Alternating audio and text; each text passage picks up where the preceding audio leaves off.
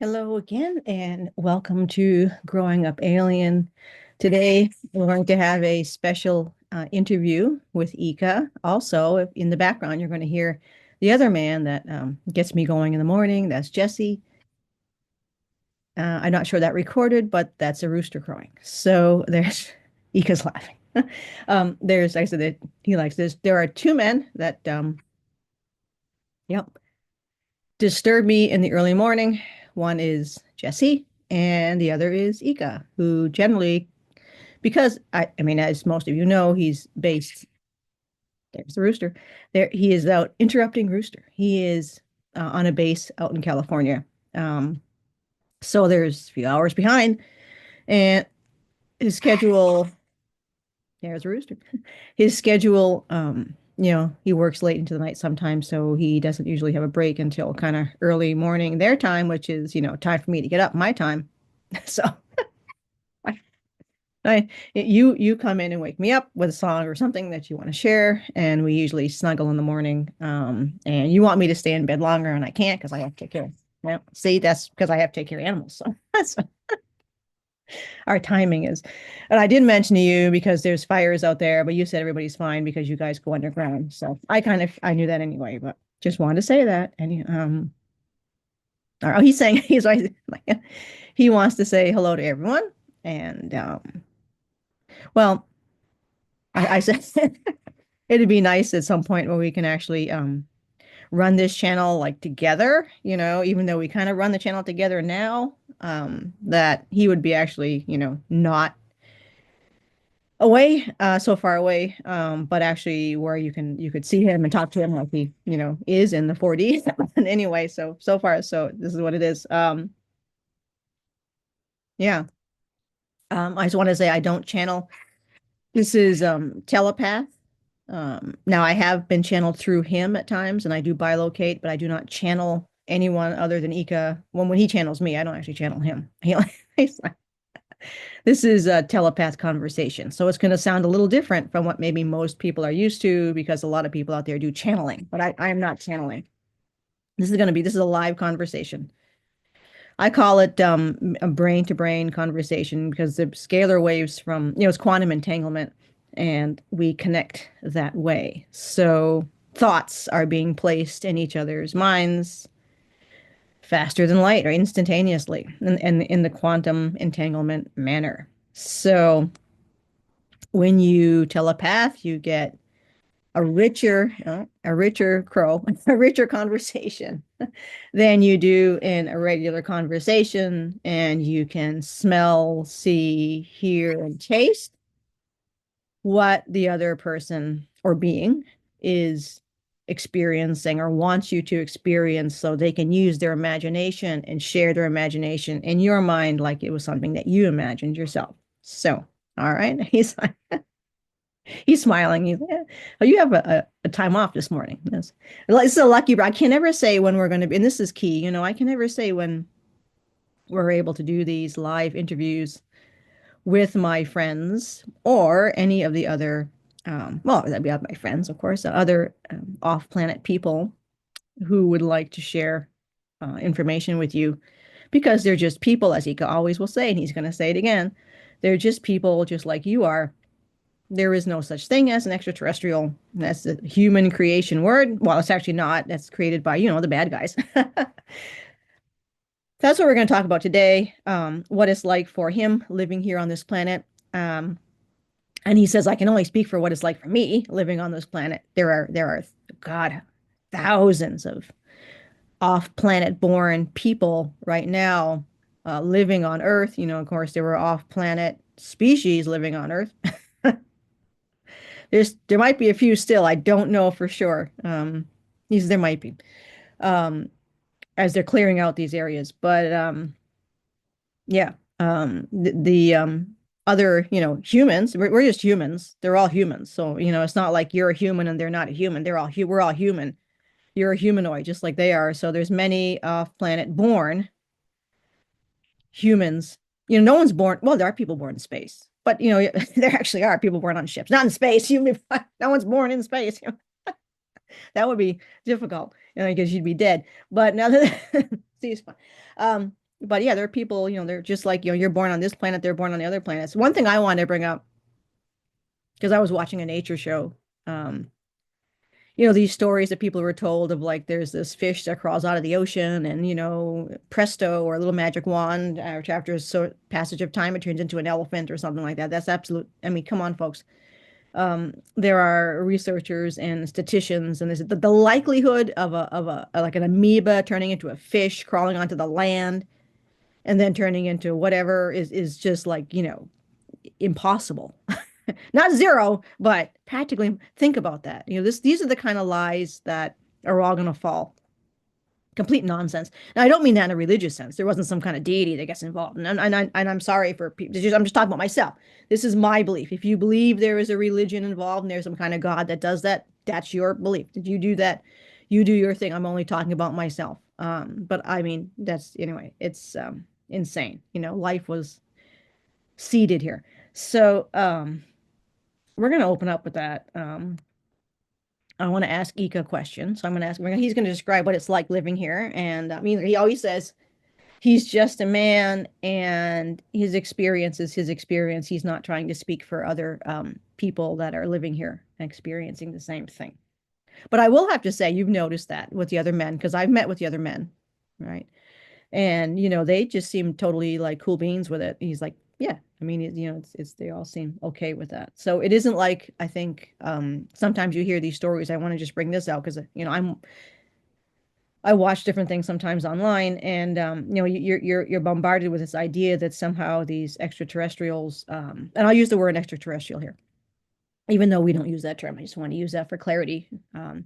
That extraterrestrials, oh, they don't want to come here because, oh, it's all germs and, chemicals and sprays and poison food and blah, blah, blah. And that's not true. They're here for service. And that's a key point I think humans have to understand on Earth. Earth humans have to understand. We're here serving, you're here serving, and that's not an issue. Okay, so well, it is an issue. I mean, obviously, but it's not something that they're, oh, they don't want to touch Earth because it's gross, and that's not it's nonsense. This is not the only planet. In fact, Earth isn't as bad as some of the other planets that have actually been destroyed through these kinds of things. So, right, he says we're here to like help repair it. Right? Yeah, yeah. Yeah, so I'm going to ask you that. So here's the question, the first question. He's like, um, uh, to extraterrestrials, okay? He says, are humans seen as, misfits, as degenerate, or as broken? They're somehow less than other extraterrestrials. They're dumb or what have you, right? Yeah, no, that's okay. No, that's not true at all. He says that's a propaganda. Okay, you're actually going to speak now. Okay, somebody usually gives okay, he's going to speak. So this is great. I'm going to be the Pony Express.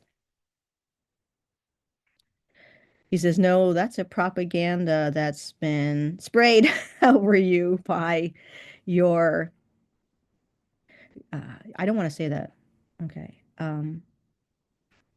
Let's just stick with bad guys, okay? Yeah, let's just I have to be careful. You see, I don't want to get okay. Let's let me get set up again. So that's propaganda. The bad guys literally sprayed over you using all of their tools, including that of your education indoctrination system and also through the religions. And I just want to make a point, right, before we go on. He's not condemning any religions. He just wants to say that I mean, you want to be honest, right? I mean, we're just going to accept. He says, yes, I just want to be honest. He says, yes. So these were the tools that were used. They're insidious methods in which you were what you see, okay, in which your minds were warped, okay, into believing a caste system that was okay, he's using he's waving with his arms like showing like okay, that was placed over the entire planet in order to get the population to view itself. He said, and he wants that's a key point. He wants to get the population to view itself as one that is born with an inconsistent and often derailed view of self, this view was then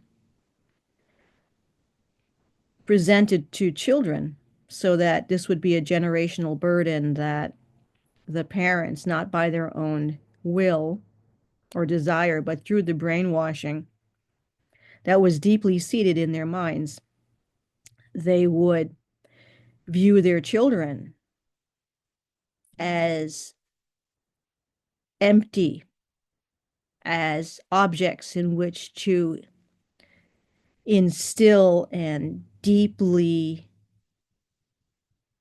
form.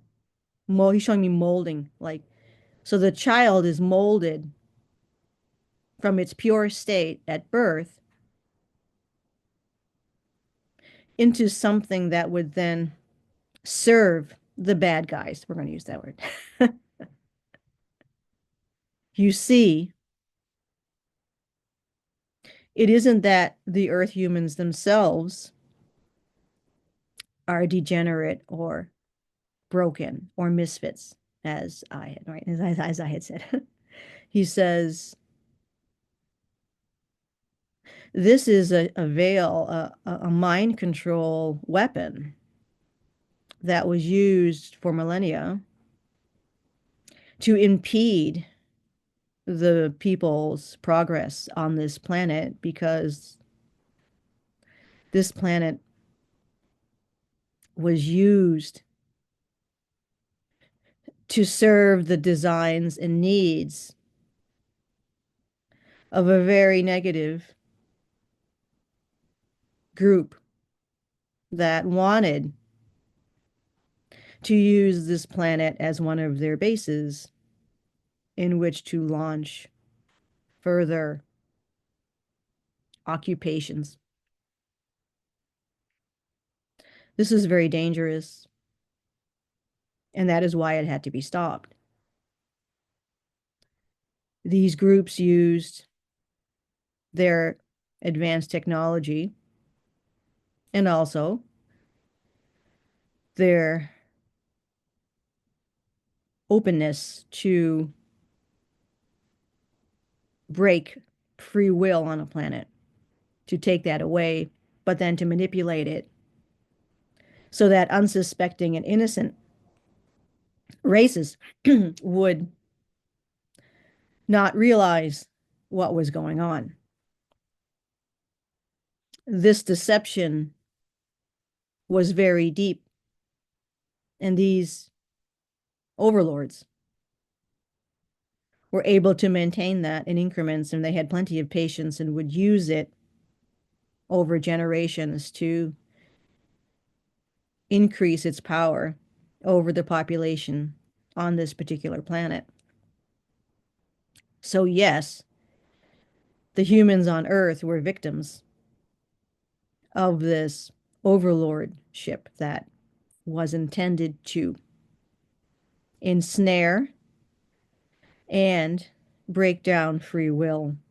In fact, it even used the concept of free will and freedom in a perverted sense to twist it, corkscrew it into the minds of the population, to deceive them into thinking in a form of dark gaslighting and dichotomy, to make the population on the planet believe that it was free and that it would be delivered into more freedom by those it was enslaved by. This is very sad. So, over the centuries, the hell Pleiadian did intervene at times to ameliorate the suffering on this planet. But it was impossible to eradicate the overlord. Now you are seeing that being done, but it took more than, right? It took more than one race that loved you to do this. Maybe it took too long. You can talk about the way you feel. Yes, I feel it took too long. when in your lifetime now. It's like in your, why don't you talk about that? I have great compassion for the suffering that happened here and that is happening here. But like many of the people that I work with, we are encumbered to wave a magic wand, right? To fix these things. It takes time because of the intricacies, not only okay, I'm gonna call you can say that. Let's use this word. So the intricacies of the global industrial military complex that had woven its dark net over the population. Okay. So going back to the question initially that it's given to you, how are humans viewed off planet? You are viewed with great respect. And I know that you often hear words that, the extraterrestrials are working amongst you that are not here to save you. And he says, you don't need saving, you need help. There's a difference. And we are working with your military and with your what you call white hat government officials to get this restructuring to happen from within. He says that is what actually the intent was, and it was misconstrued by many. Again, I want me to say this, so I know you don't want to come in and sometimes just say that. So what he wants to say, and I'm not gonna say, okay, he's like, you want to always come out smelling like the rose. I know you. It's the all right. So in this war that he's trying, I'm going to say this war. I'm a little bit here. Um, so in this war, a lot of the information that is being it's a war of right. It's not. It's an extraterrestrial psychological war. This is so deep. This is actually unique on Earth, right? You're saying that, yeah. Well, you can say that. Let me have you say that section. Okay. The occupation of Earth was somewhat unique in that it is being stopped before it became even progressively worse. The mind control that was used here is the main weapon. It was excising the population and creating almost a fish tank effect around these people that were being enslaved by these bad guys, right? Negative, right? It was a combination of negative extraterrestrials with the selected humanoids that would work willingly to enslave their own race. This is rather unusual to have happen. These are the layers of infiltration and occupation that were so precise on this planet, where where the negative extraterrestrials were able to connect with through deception and through giving them unique benefits by creating a concept of a very clear caste system, a hierarchical system in which there would be pure-blooded, this concept of pure-blooded, which of course was just a facade. There is no such thing as pure blood. But this was the technique that was used to tap into the greed and the mind control. Remember, you must understand that this idea of a caste system was part of the delusion, tapping into the behaviors that were seeded genetically into the race to serve the purpose of this occupation. So some of your strata were mind controlled to become what you call the Illuminati or the deep state. These races of what they see themselves as pure-blooded elite humans, and they are not. There is no such thing. But that is the mind control and the lies that was placed upon the population here to cast into concrete, to etch into stone a notion that There are members of your society that are better than other members of your society. This was then branched out into what you know as racism and sexism and nationalism. There is no good nationalism. Nationalism and the concept of patriotism is no different than these other exclusive types of consideration of how you interact with each other on this planet through division, not through culture, but through patriotism. That is a divisive form that was used by the elites to keep you in these wars, to keep you in hatred of each other, to see you and to create these exclusive groups that would be pit against each other. That is how they controlled you. Okay. Remember that humanity on this planet are not seen as broken. They are seen, and they have the call for help has been heard. We are working with you. We are not working over you. This is help. We all need help, and it is not wrong to ask for help. And yes, you have been victims, but you don't have to see yourself as victimized. There is a difference. We don't see you as victims. We see you as victimized. You're not the only ones who've been through this.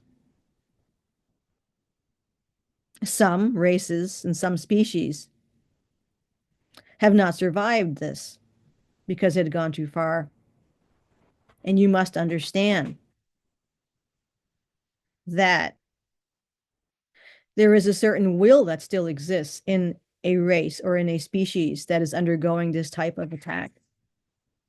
Some races, some species cannot be saved because they don't desire it. You desire it. That's the difference. You can't save a drowning man who doesn't wish to be saved. You can throw him ropes, you can throw him flotation devices, but if he chooses not to grab hold of any of those things, he cannot be saved.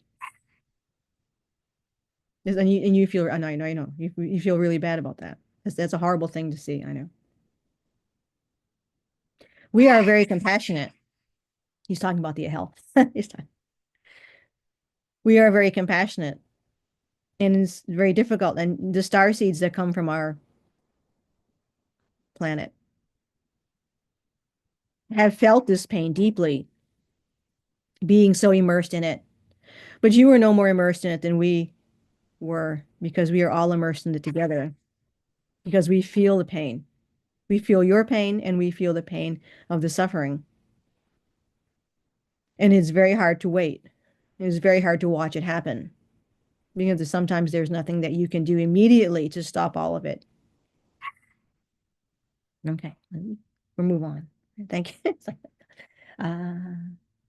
Okay, next question is, do humans on this planet need to be fixed to have ET contact? And you're like, no, no. You want to explain a little more? You do not need to be fixed. You need to be helped. And we are helping you. We are living amongst you now. There is nothing wrong with you. Next question. Okay, do they need to raise their frequency or jump into different densities or do some kind of personal cleansing and raise their vibration to see extraterrestrials and their craft? No. You want to elaborate? It's like, no, you don't have to do anything. No, you can see it with your own eyes now. You always could see them. There is nothing you need to do. You are not broken. You do not need to be fixed. You can see us. We are walking amongst you now. You can see our craft. They are always overhead. I think what he's okay. I think what some of these the misunderstandings. He said, okay, so I think what the misunderstandings concerning this. He says, and there's deeper meanings behind this as well. So there were deeper deceptions there. He said, but I believe what was happening is that, yes, we had to cloak our ships. And when you can't see the ship is because of the cloaking. That's what I think, right? There's the cloaking. So there is no cloaking. So we are at a point now where we don't have to cloak. Because remember when you were trying to come to see me and I said, that's not a good idea. He's like, it's not a good idea. Yeah, there's great danger. Okay. Now, okay. How do you manage or experience living here literally? So having to deal with the chemicals, the toxins, the lousy food, the dirty air, all that stuff. Remember, I'm here to serve. I can only speak for myself. I have not noticed anyone else that I work with that is an off-planet person that has made any comments concerning these situations. Okay. Because I live on the base with them, humans and off, right? Yes, I live on the base with other off-planet people and humans on Earth humans. We eat their food. We live as you do. Remember, we are here to serve. We do not make judgments about luxuries of living. I don't make, like you want to talk about, I know, it's like, I don't, that never entered my thoughts until I brought up this question. He says, so, it never, like, okay, all right, whoa, all right, I knew everything about this mission when I came. Well, part of it is because you want, all right, he's like, he doesn't care what he experiences as long as because of what I'm experiencing and we're here together, we're both serving together, and there's never been, it never occurred to him in his thoughts. Because you want to say that I'm experiencing far worse than he's experiencing. And I say, you're experiencing far worse than I'm experiencing going what you've been through. So it's not an issue. It's never been an issue. I see it mostly as service, but you see it as, I also see it as a little bit of an adventure, but no, it never entered my mind that I would be living in these, as you would call, conditions. It's not an issue at all. Okay. So next question. Okay, how do you feel about our daily living amenities, right? Bathing, taking showers, having to use soap, all this stuff that we have there. Right? He's laughing. Never, not an issue. I don't think about it at all. You mean it's different. It's different, but that's it. What about the way we used to do these things at home versus the way we do them here? Not an issue. Okay. All right. What about vehicles like cars and all that stuff? I know you show me these things, the airplanes, and I like them. I like riding in a car. I like using cars. As I know I want to drive cars and right. You want to drive my truck. I want to drive. Yeah. It's exciting. He likes the engines. He likes the way they work. He says, please understand, this is very different from what I ever experienced back home. And I really enjoy this kind of unique technology. Oh, oh, yes, he's saying, what do they call that? It's like, oh, I know the Victorian style kind of. Oh God, I can't think of the name right now. Oh God. Steampunk. Yeah, that's steam. That's what you're doing. He says it's like steampunk. He really likes it. And you want to fly the airplanes, don't you? They don't let me fly the airplanes. I know you would never ask anyway. No. Okay, so what advice do you have for people who are connected to off-planet, handlers like you're my handler, and family and loved ones? What advice do you have for those people who are connected to the off-planet people and also species as well? Yeah. It's very important that you deepen your connections right now. You remember these people that in species that you have been feeling, dreaming of, all these things that you've often cast off again due to the brainwashing on this planet. These were these are these people, your family, your lovers who are trying to make contact with you. It is imperative that you begin to understand that what you were experiencing before and did not understand at that time was real, and that these people that have come to you are real.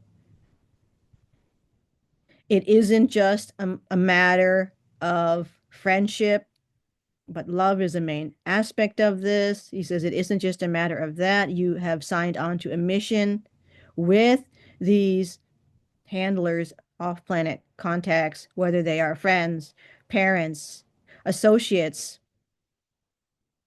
or lovers. He uses the word lovers. Um, okay, it is not just the contact that you would experience in a domestic situation. This is also part of this mission. You are meant to interact deeply and to work with your contacts that are off planet or on planet. Remember, I'm going to throw that in there for you. Yes. Yes. Many of your contacts are also on planet. Okay. What else do you want to say? Okay. He just wants to see, he's reiterating that it is really important. Don't dismiss what you might call subtle hints.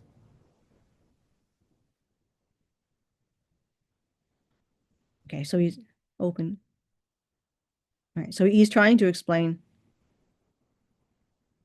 Okay. People are confusing one of the first stages of this liberation mission. What you saw in the 60s and 70s with Simias, right? And Simiasi had done that. That's right. He says they had switched. That's still happening. He says where there is direct contact. He says don't dismiss people who are having direct contact. He says everyone has a different place in this mission. Direct contact like that was dangerous for all involved, and it didn't yield the results that were expected.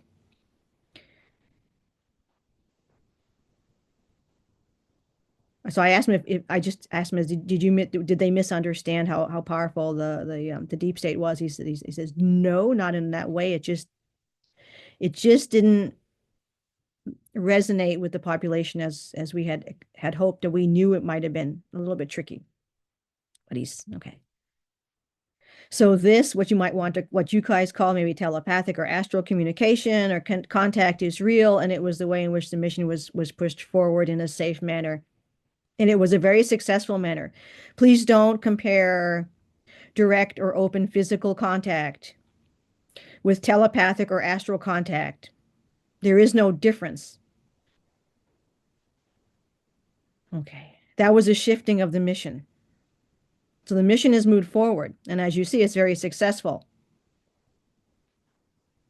We are in the closing days, so it is very important that you make a very concrete and hard contact connection with your on or off planet extraterrestrial, right, connections. Okay, so that's his answer. All right. So, do next question.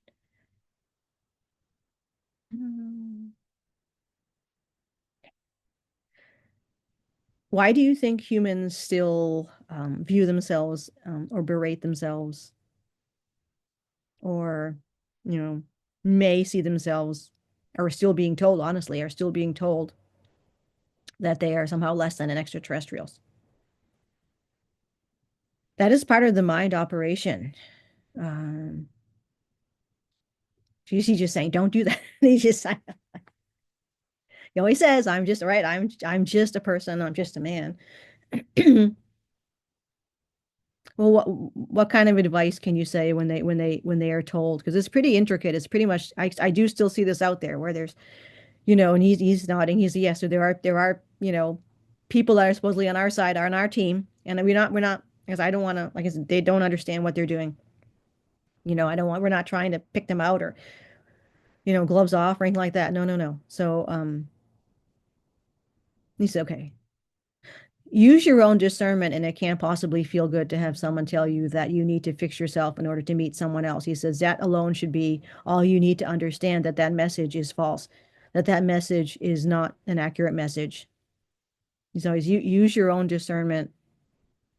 You are not broken. We do not see you as broken. No extraterrestrial, well, like of their worth, right? Yeah, no decent extraterrestrial. Not everybody up there is great. So no, we use the word decent. No decent extraterrestrial would ever view themselves as different or above you. That is simply false. Anyone who claims that you need to fix yourself is lying to you. Not necessarily, I'm going to say not necessarily on purpose, right? He's not necessarily. That's not real. Okay. So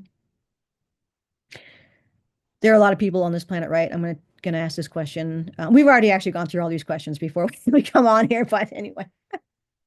Um, so there's lots of people struggling on this planet. I just want to talk about something I experienced when I was young. And I heard this word utopia. I was just a kid and I just heard this word utopia. And it just seemed like, wow, that just really resonated deeply with me. And I asked my mother, I said, oh, what's utopia?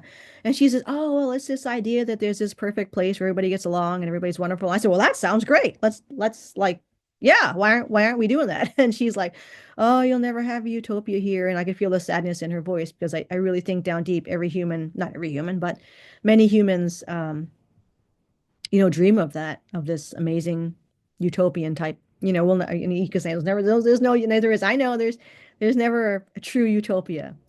However, yeah, I think there's just something deep inside of us that yearns for that. And I remember being a kid and thinking, oh my God, that's so sad that's just like, I remember that day. I was just a kid and it's one of those moments like when you're like, I knew that there was a place that was close to it.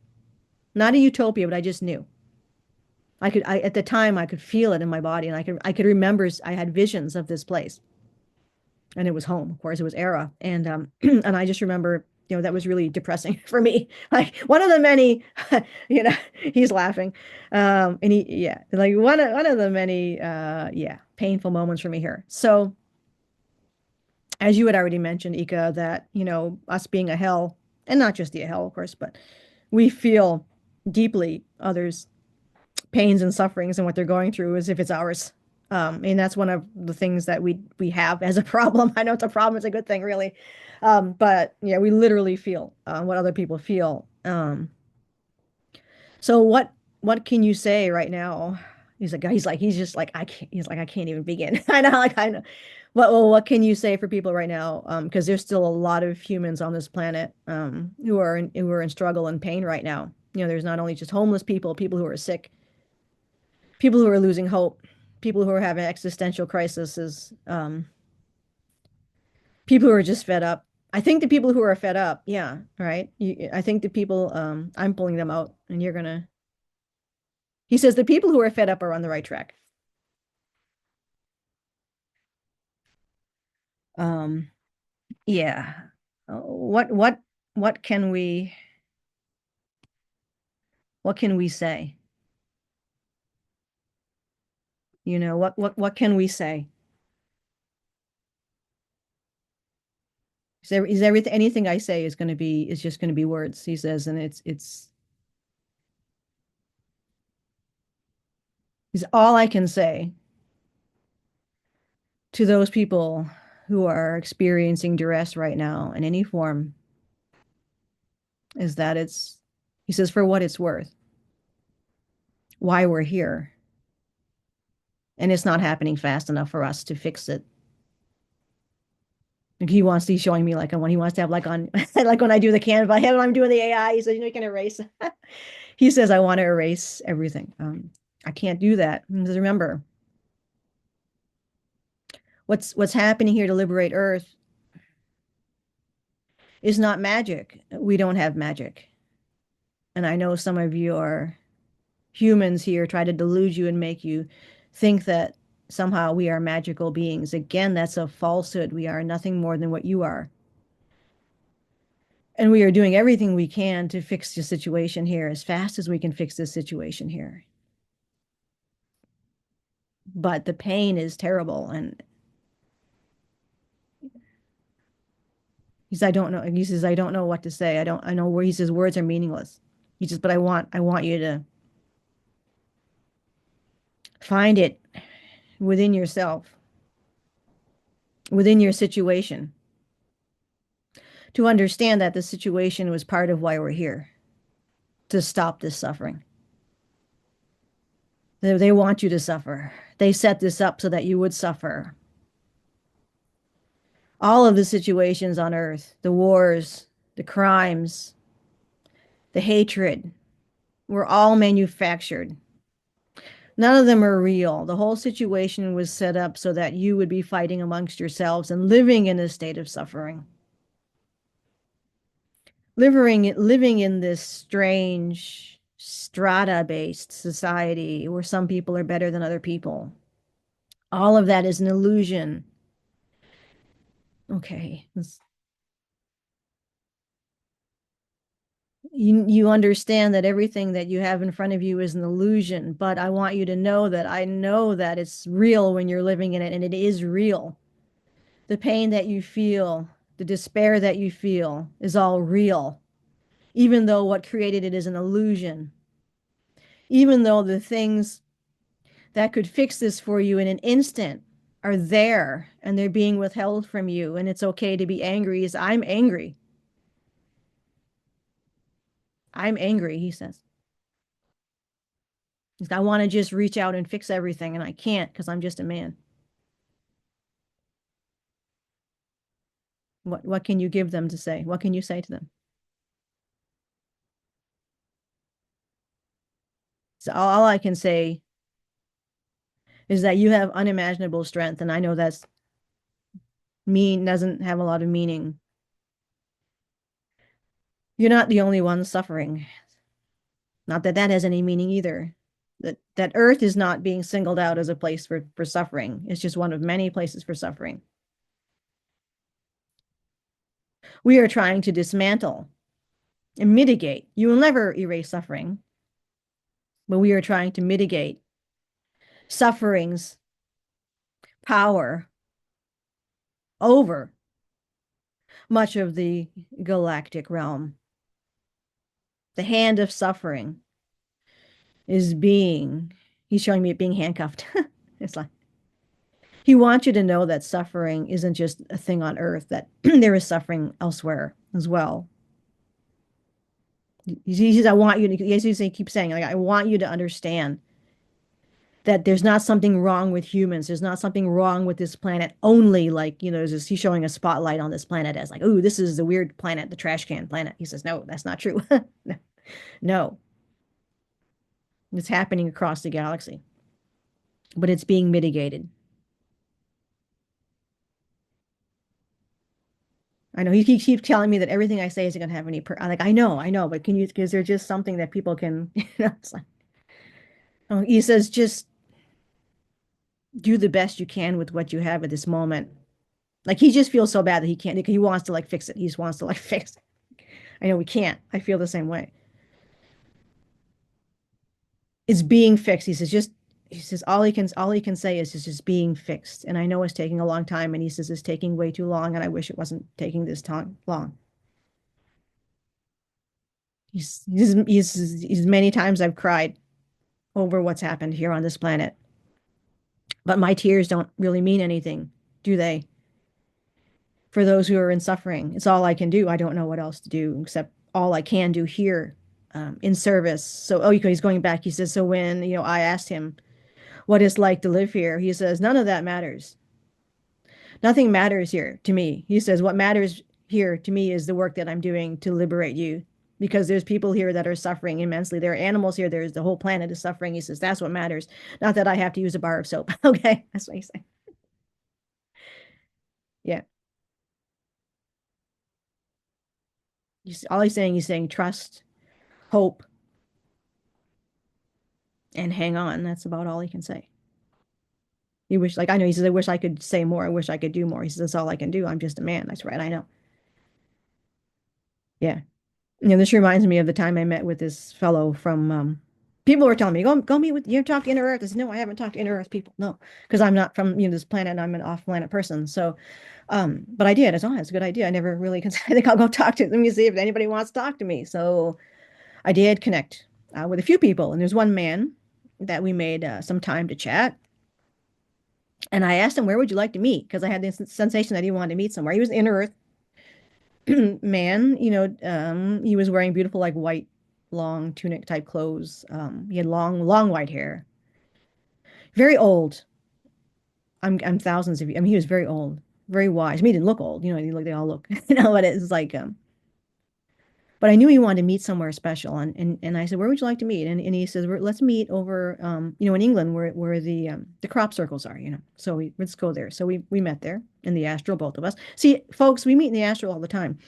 When Eka and I go up on ships, we go in the astral, so it's a lot easier than like why would all you need is your consciousness. You don't need to haul a body, It's like when you go to the grocery store, do you take luggage with you? Do you take your like, I know, table with you? No. I mean, why would you take what you need, right? To go to the grocery store. So when we go upstairs, it can even be a bilocation, that's all you need.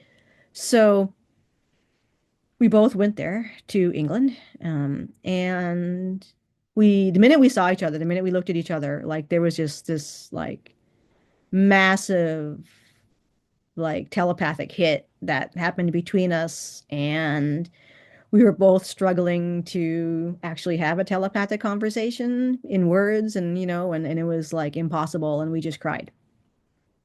And it was like there was just this flood of all the pain that happened on Earth that we were like sharing. I mean, well, we both had this. It was so funny because we both came up with the same thing, and we're like the separation. For me, meeting with him as, again, I'm just in an Earth body, but he's an Earth person. The people from inner Earth are Earth people, and I never really had a lot of contact, in this lifetime, in my incarnation, my current incarnation on Era as Maya. I never had any contact with anyone off my planet. I was pretty much a hermit, so this is kind of a first. It was first kind of a first experience for me in my consciousness, which is again Pleiadian, to meet with an actual Earth consciousness. Even though he's in Earth, doesn't matter. They're still Earth beings. It's not just the crust humans that are on this planet. There's in Eeka's line, he's like there's a lot of people. So we met for the first time, and it was just this flood of history of pain on this planet. And then it was also merging into a future of um, love. And it was both the tears that we expressed and were that of like almost embodying, like, oh my God, how do you embody a planet of pain? It was insane. It was like just like it was that, and then the future of love and connection, of healing all that.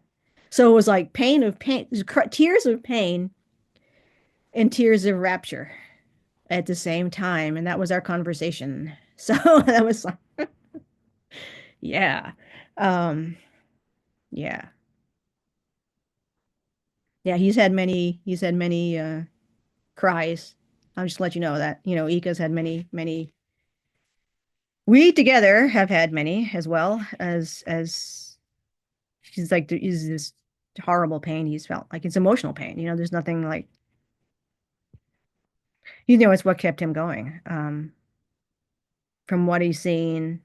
And like he's military, he fought. And I said, "Did you fight in Downston?" He did. He's fought.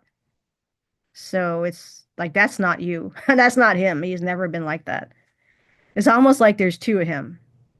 He's fractured. Like there's like two of him. There's like the him I grew up with and know is very childlike and sweet, and then there's the military him, which is an entirely different person. But that's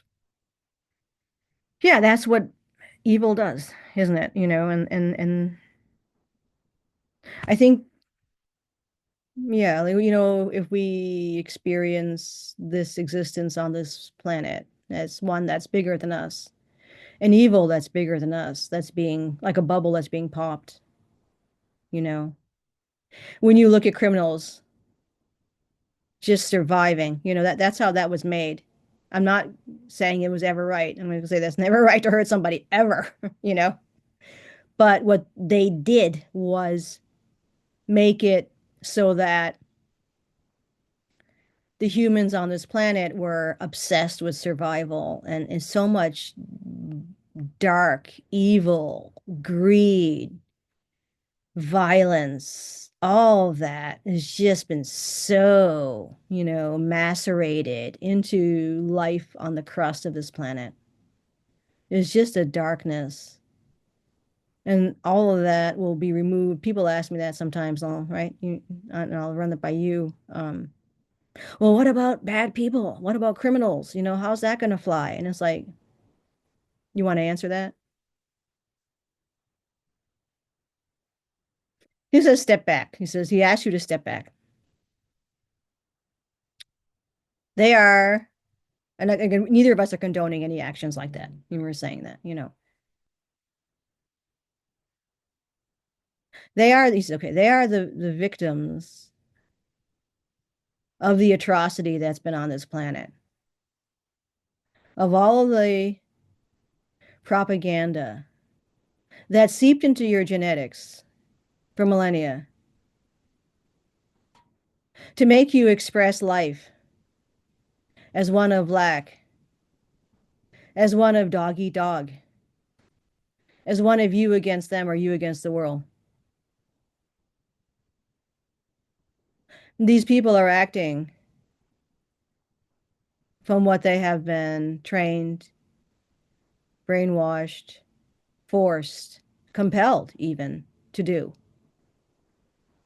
There are many layers of what you would call actions on this planet, of what a being does in action.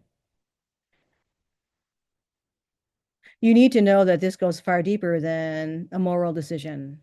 It is far deeper than that. You have been brainwashed to think it is simply a moral decision, but it is not. Much of that has been fabricated, either in the 3D, as you call it, lifestyles, poverty, lack. Those have all been created. They are not, and I want you to understand, created by one man's inability to make good choices. He says, yes, that is partial to it. But you need to understand that this stage was set so that much of humanity would have no choice. So what you see as opportunity is there, but it is vastly and deeply controlled. So no, much of what you experience on Earth is a wavering dichotomy. That the opportunity that does exist is manipulated. And not everyone has access to this opportunity. And this is orchestrated as a theatrical show. They use your lives as players, as nothing more than players. You are nothing to these bad guys. They think nothing of suffering. They love suffering. They love to see you suffer. That is how they control you. So please understand that you live in a stage that has been created to make you suffer. Everything in your reality that is placed before you by these bad guys is there to fool you, either openly through actual mind control, which has been done far more than you know, but also through manufactured situations that were put in place to make you suffer, to give you anxiety, to make you fear, to make you struggle. So do not look upon yourself as the perpetrator of this. They are the perpetrator of this. And that is what we are breaking down. Okay, so he's, whoa, all right, I'm getting a really powerful. All right, I got to come down a little bit from that. All right. So I think we've ran out of questions here. Can folks put in the comments section? I'm also gonna put this in the description centers. Yes, he wants to talk to you.